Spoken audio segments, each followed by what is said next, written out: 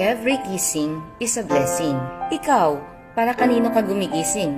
Maaaring dahil sa trabaho, para kumita at matugunan ang pangangailangan ng pamilya, dahil ba sa pag-aaral para matupad ang iyong pangarap sa buhay, magkaroon ng magandang trabaho at makapag-ipon? Or dahil sa negosyo upang makaipon at may maitabi para sa araw ng bukas?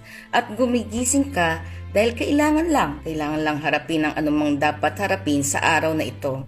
Lahat naman tayo ay may kanya-kanyang kadahilanan sa patuloy na pagharap natin sa buhay.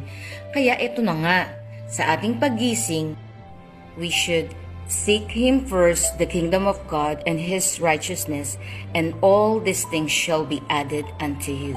Matthew chapter 6, verse 33. God Himself is our greatest reward, and when we have the Lord, we have everything.